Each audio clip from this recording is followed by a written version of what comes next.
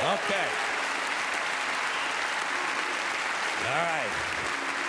Now, let's have a little fun here tonight. Let's do the show that I was planning on right up till September 10th. And it starts by me explaining to you that I don't, a lot of you know this already, I don't talk about myself very much in my shows. You know, it's really not my style. But I had an incident in traffic recently that I think I ought to tell you about.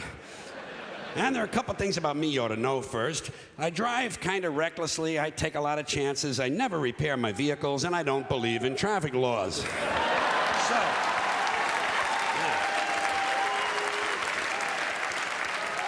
So I tend to have quite a high number of traffic accidents.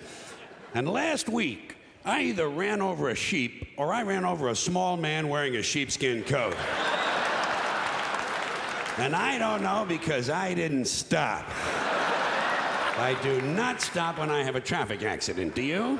Huh? Do you? No, you can't. Hey, who has time? Not me. I hit somebody, I run somebody over. I keep moving. Especially if I've injured someone. I do not get involved in that. I'm not a doctor. I've had no medical training. I'm just another guy out driving around looking for a little fun, and I can't be stopping for everything.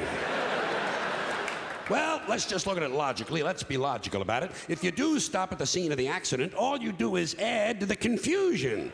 These people you ran over have enough troubles of their own without you stopping and making things worse. Leave these people alone.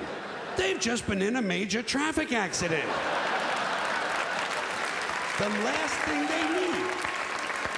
last thing they need is for you to stop and get out of your car and go over to the fire, because by now it is a fire, and start bothering them with a lot of stupid questions. Are you hurt? Well, of course they're hurt. Look at all the blood. You just ran over them with 1.5 tons of steel. Of course they're hurt. Leave these people alone. Haven't you done enough? For once in your life, do the decent thing. Don't get involved. Well, in the first place, it's none of your business. None of your business. The whole thing took place outside of your car. Legally speaking, these people you ran over were not on your property at the time you ran them over. They were standing in the street that is city property. You are not responsible. If they don't like it, let them sue the city. And besides, it happened back there. It's over now. Stop living in the past.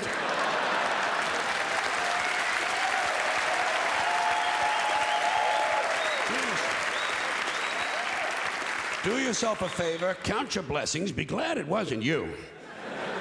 And I'll give you a practical reason not to stop. You need a practical reason? If you do stop, sooner or later the police are going to show up. Is that what you want? Huh? Waste even more of your time standing around filling out forms, answering a lot of foolish questions, lying to the authorities? And by the way, who are you to be taking up the valuable time of the police department? These men and women are professionals. They're supposed to be out fighting crime. Stop interfering with police. And besides, didn't anyone else see this accident? Huh? Are you the only one who can provide information? Surely the people you ran over caught a glimpse of it at the last moment. So let them tell the police what happened. They were a lot closer to it than you were. There's no sense having two conflicting stories floating around about the same dumbass traffic accident. Things are bad enough. People are dead, families have been destroyed. Time to get moving. Now, on the other hand, if I should be out driving around looking for a little fun and I see an accident, one that I'm not involved in, I stop immediately. Well, I want to get a good look at what's going on. I enjoy that sort of thing. Someone else is injured, I want to take a look. I am Curious George. You know? It's true. But people don't like that. Police don't like it. They say you're rubbernecking. They say you're blocking traffic. Never mind that shit. I want to take a look.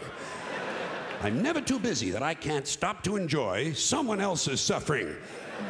And I'll tell you something else. I'm a big fan of traffic accidents. You know my favorite accident? 2 buses and a chicken truck. Get hit by a circus train in front of a flea market. Well, I want to see something interesting. I'm looking for a neck sticking out of a gas tank. If I'm going to take the time to stop, I expect a couple of fucking laughs.